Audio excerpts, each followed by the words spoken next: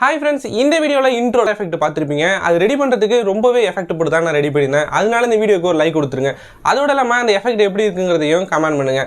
இதை எப்படி ரெடி பண்ணலாங்கிறத பார்த்துடலாம். இது ரெடி பண்ணுறதுக்கு முக்கியமான ஒரு 3 விஷயம் மட்டும் தேவை. அது என்னங்கிறத பார்ப்போம். ஃபஸ்ட்டு ஒரு ட்ரைபாட் தேவை. அடுத்து நீங்கள் வீடியோ எடுக்கிறதுக்கு ஒரு கேமராவோ இல்லைனா உங்கள் ஸ்மார்ட் ஃபோனே போதும். அடுத்தது இதை எடிட் பண்ணுறதுக்கு ஒரு சாஃப்ட்வேர் தேவை. மூணாவதா அந்த வீடியோ எடிட் பண்ணுறதுக்கு ஒரு சாஃப்ட்வேர் நான் ப்ரீமியர் ப்ரோ யூஸ் பண்ணியிருக்கேன். நாலாவதா இந்த மாதிரி ஒரு கிரீன் ஸ்க்ரீன் தேவைப்படும். அதுவும் ரெடி பண்ணி வச்சுங்க. இப்போ நம்ம இந்த ட்ரிக் எப்படி பண்ணலாங்கிறத பார்க்கலாம். ஃபர்ஸ்ட் இந்த மாதிரி கிரீன் ஸ்க்ரீனை பேக்ரவுண்டா செட் பண்ணி வச்சிருங்க. செட் பண்ணி வச்சதுக்கு அப்புறமா கிரீன் ஸ்கிரீன் முன்னாடி நின்று உங்களுக்கு எந்த மாதிரியான ஆக்ஷன் தேவையோ அதை பண்ணிக்கலாம். நான் வந்து பர்டிகுலரா இந்த கிளிப் எடுத்துக்கிட்டேன். இதே மாதிரி நீங்க எந்த சீனை ரீக்ரியேட் பண்ண போறீங்களோ அதுக்கு தகுந்த மாதிரி ஆக்ஷன் பண்ணி எடுத்துக்கங்க. நான் இது பண்ணுவேன், இது பண்றதுக்கு கொஞ்சம் ஈஸியா இருந்த மாதிரி இருந்துச்சு, அதனால ட்ரை பண்ணேன். நீங்களே என்ன மாதிரி இனிஷியலா இந்த மாதிரியான எஃபெக்ட்லாம் கிரியேட் பண்ணும்போது ரொம்பவே ஈஸியா இருக்கிற கிளிப்பா எடுத்து ஸ்டார்ட் பண்ணுங்க. நீங்க கிரீன் ஸ்கிரீன் முன்னாடி நின்று வேற லெவலான ஆக்ஷன் வீடியோலாம் பண்ணி முடிச்சதுக்கு அப்புறமா நெக்ஸ்ட் ஸ்டெப் எடிட்டிங் தான். அது எப்படி பண்ணலாங்கிறத பார்க்கலாம்.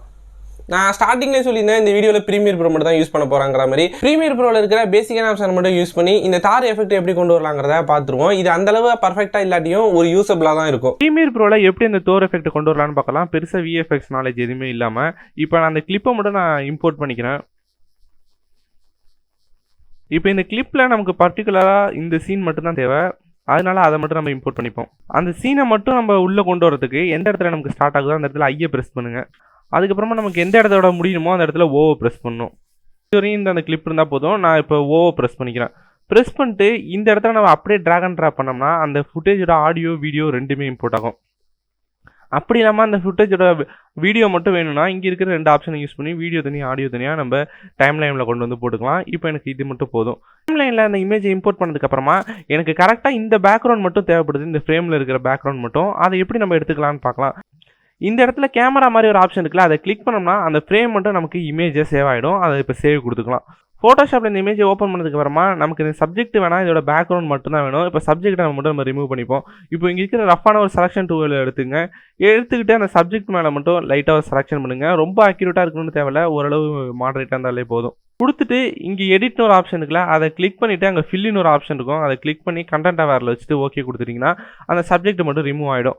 இப்போ நம்ம கண்ட்ரோல் D கொடுத்துட்டு இந்த இமேஜை நம்ம சேவ் பண்ணிக்கலாம். இப்போ நம்ம பேக்ரவுண்டை மட்டும் பிரித்து எடுத்துட்டோம். அந்த சப்ஜெக்ட் எதுவுமே இல்லாமல் அந்த இமேஜை திரும்பவும் ப்ரீமியர் ப்ரோவில் இம்போர்ட் பண்ணிங்க. இப்போ நமக்கு சப்ஜெக்ட் இல்லாமல் அந்த பேக்ரவுண்ட் மட்டும் கிடச்சிருச்சு. இப்போ இந்த இடத்துல வந்து நம்ம கிரீன் ஸ்க்ரீனில் ஒரு ஆக்ஷன் பண்ணி வச்சிருக்கோம்ல, அதை ஆட் பண்ணிக்கலாம். பேக்ரவுண்டுக்கு மேலே நம்ம கிரீன் ஸ்க்ரீனில் எடுத்து வச்சிருக்கிற வீடியோ கிளிப்பை இம்போர்ட் பண்ணிக்கலாம். இம்போர்ட் பண்ணதுக்கப்புறமா இந்த இடத்துல எஃபெக்ட்ஸ்னு ஒரு ஆப்ஷன் இருக்குல்ல, அதில் போய் கீன்னு டைப் பண்ணுங்கள். அதில் வந்து அல்ட்ரா கீன்னு ஒரு ஆப்ஷன் இருக்குல்ல, அதை அப்படியே ட்ராக் பண்ணிட்டு வந்து அந்த வீடியோ கிளிப் மேலே ட்ராக் பண்ணுங்க. அதில் கீ கலர்னு ஒரு ஆப்ஷன் இருக்கும். அதுக்கு பக்கத்தில் ஒரு கலர் பிக்கர் டூல் இருக்கும். அதை கிளிக் பண்ணி எடுத்துகிட்டு போய் அந்த கிரீன் கலர் ஸ்க்ரீன் மேலே ஒரு ப்ரெஸ் பண்ணுங்க. ப்ரெஸ் பண்ணோம்னா அந்த கிரீன் ஸ்க்ரீன் ரிமூவ் ஆகிடும். அதை இன்னுமே சரி பண்ணுறதுக்கு அங்கே மேட் க்ளீனு இல்லைனா கொஞ்சம் மேனுவலாக நம்ம கொஞ்சம் அட்ஜஸ்ட்மெண்ட் பண்ணனாலே அது ஃபுல்லாகவே க்ளீன் ஆகிடும். இந்த மாதிரி எந்தெந்த இடத்துல நம்ம ரீக்ரியேட் பண்ணுமோ அது எல்லாத்துலேயுமே சேம் எஃபெக்ட் தான். இப்படியே ஆட் பண்ணிடுங்க. ஆட் பண்ணி முடிச்சதுக்கு அப்புறமா இதில் இன்னும் கொஞ்சம் நிறைய எஃபெக்ட்லாம் ஆட் பண்ண வேண்டியிருக்கு. இந்த தண்டர் எஃபெக்ட் கொஞ்சம் சவுண்ட் எஃபெக்ட்லாம் ஆட் பண்ணிட்டோம்னா இன்னுமே கொஞ்சம் அக்யூரேட்டாக இருக்கும். இதில் இப்போ நான் இன்னுமே நிறைய தண்டர் எஃபெக்ட்லாம் ஆட் பண்ணிட்டேன். ஆட் பண்ணதுக்கப்புறமா இது இன்னுமே கொஞ்சம் நல்லா இருக்கிற மாதிரி தோணுது. அடுத்தது இந்த கண்ணில் வந்து ஒரு தண்டர் எஃபெக்ட் மாதிரி இருக்குல்ல, இது வந்து ஒரு இமேஜ் தான். இந்த இமேஜை இம்போர்ட் பண்ணிவிட்டு அதை ஒவ்வொரு நம்ம நகர அதையும் கீ ஃப்ரேம் செட் பண்ணி நம்ம நகர்த்திட்டோம்னா அது ஓரளவு அக்யூரேட்டாக வந்துடும். அடுத்தது இன்னும் ஒரு சில எஃபெக்ட்லாம் ஆட் பண்ணோம்னா நம்ம இன்ட்ரோவில் பார்த்த மாதிரியான கிளிப் ரெடி ஆகிடும். அவ்வளோதான் இந்த வீடியோ பிடிச்சிருந்தா லைக் பண்ணுங்கள். மறக்காமல் சேனலை சப்ஸ்கிரைப் பண்ணிடுங்க.